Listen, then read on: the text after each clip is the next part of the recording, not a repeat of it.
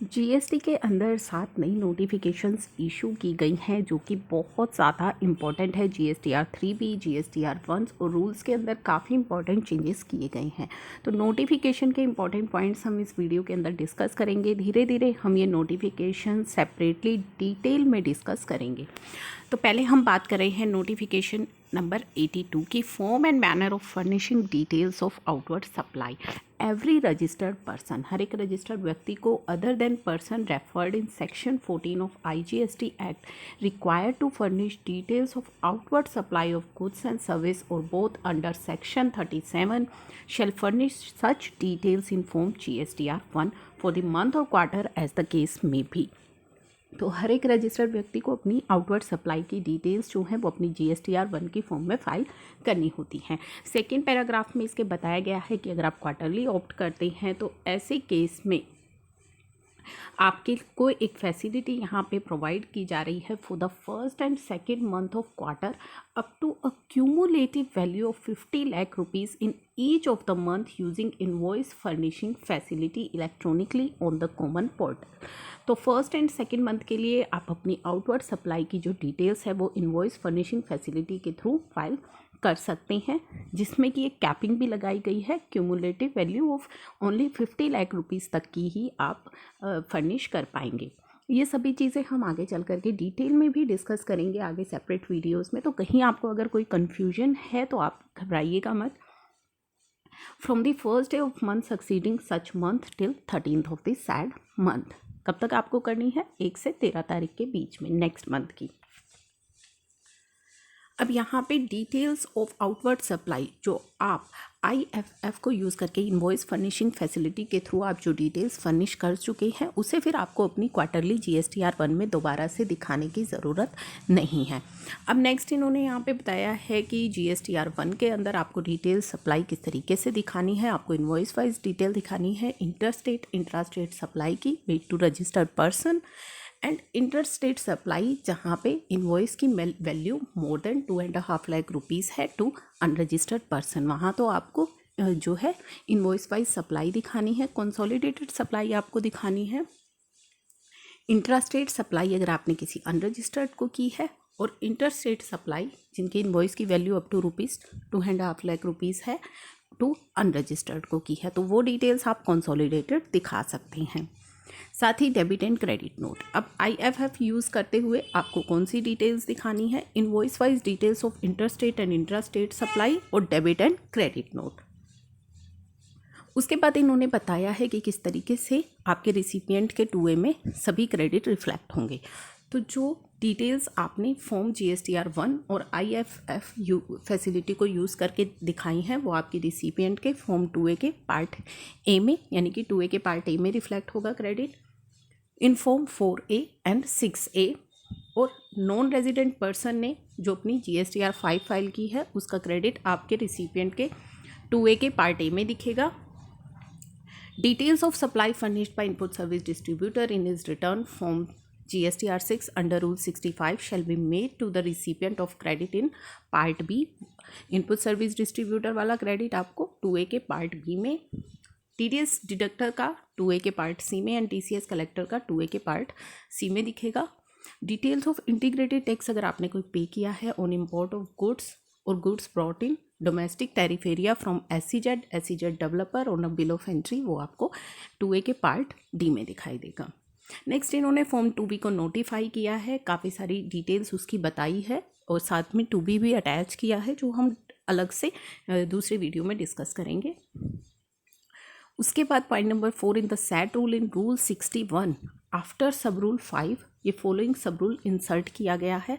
Every registered person other than जो व्यक्ति refer in section 14 of IGST act input service distributor non resident composition TDS deductor TCS collector को छोड़ करके हर एक registered व्यक्ति को फर्निश करनी होती है GSTR 3B electronically through the common portal either directly और through a facilitation centre notified the commissioner on और before 20th of month succeeding such tax period, यानी कि नेक्स्ट मंथ की 20th तक आपको अपनी GSTR 3B को सबमिट करना होता है। Provided that for the taxpayer having turnover to ₹5 crore. अगर आपका टर्नओवर अप टू 5 करोड़ है और आपने इन दी गई स्टेट्स के अंदर रजिस्ट्रेशन लिया हुआ है तो आपके लिए जो डेट है for month of October to March 2021 shall be on और before 22 of the month succeeding such month, यानी कि अगले महीने की 22 तारीख तक है। और ग्रुप बी स्टेट्स के अंदर अगर आपने रजिस्ट्रेशन लिया हुआ है तो अक्टूबर 20 से मार्च 2021 की जो डेट्स हैं वो 24 है। In the said rule for Rule 61, the following rules shall be substituted with effect from 1st January 2021. तो रूल 61 को सब्सटीट्यूट किया गया है 1 जनवरी 2021 से। क्या every registered person other than a person referred in section 14 of IGST Act, input service distributor, non-resident taxable person paying tax under composition, TDS deductor, TCS collector, shall furnish return in 3B electronically through common portal either directly or through a facilitation center as specified under subsection 1 of section 39 for each month of part thereof on or before 20th day of month succeeding such month। तो यानी कि आपको किस तरीके से 3B furnish करनी है 20th of next month तक। Proviso to subsection 1 of section 39 for each quarter. अब यहाँ पे क्वार्टरली के लिए डेट्स बताई गई हैं। क्या है वो? Registered person whose principal place of business in states, अगर आपका principal place of business in दी गई स्टेट्स में है तो 22nd day of the month succeeding such quarter end के नेक्स्ट 22nd तक आपको ये रिटर्न फर्निश करनी है। अगर आपका principal place group B states के अंदर है तो 24th of the month succeeding such quarter जब एंड होगा, जनवरी फरवरी मार्च क्वार्टर जब एंड होगा तो 24 अप्रैल तक और 22 अप्रैल तक आपको रिटर्न फर्निश करनी है।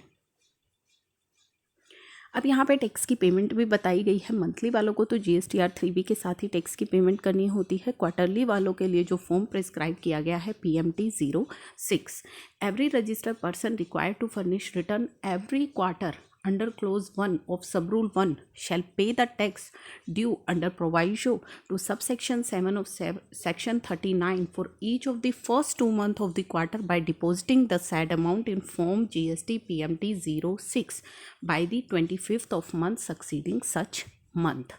तो कहाँ पे डिपॉजिट करना है? GST PMT 06 के द्वारा 25th of the month succeeding such month, 25 तारीख तक। नेक्स्ट इन्होंने इम्पॉर्टेंट जो चीज़ें बताई है, manner of opting for furnishing quarterly return, कि किस तरीके से आप क्वार्टरली रिटर्न के लिए ऑप्ट कर सकते हैं। Every registered person intending to furnish return on quarterly basis under proviso to subsection 1 of section 39 shall in accordance with the condition and restriction notify in this regard indicate his preference for furnishing return on quarterly basis on the common portal from, आपको अपनी preference बतानी है portal पर, कब से?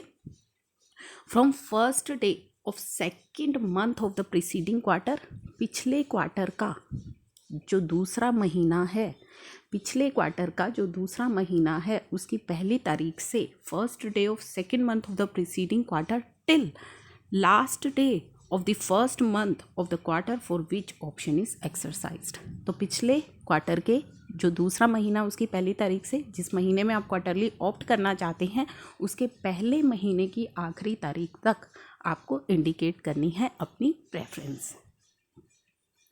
इसमें यही बताया गया है कि एक बार अगर आपने जो ऑप्शन सेलेक्ट कर लिया, फ्यूचर में फिर वही ऑप्शन आपके लिए जो है एप्लीकेबल हो जाएगा, एक्सेप्ट अगर आप इनएलिजिबल हो जाते हैं क्वार्टरली रिटर्न के लिए या फिर आप ऑप्ट कर लेते हैं मंथली बेसिस पर।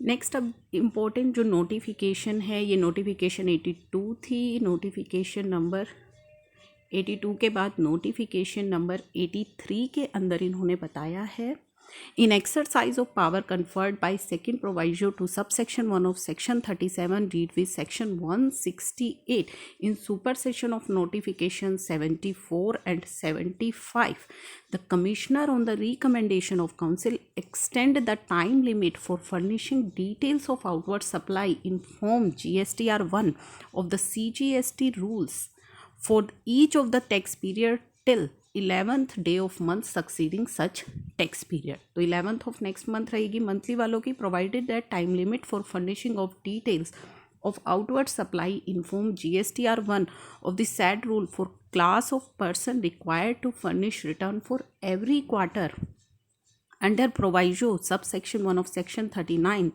shall extend it till 13th day of the month succeeding such tax period. तो 13 तारीख और 11 तारीख और ये इफ़ेक्टिव होगा 1 जनवरी 2021 से।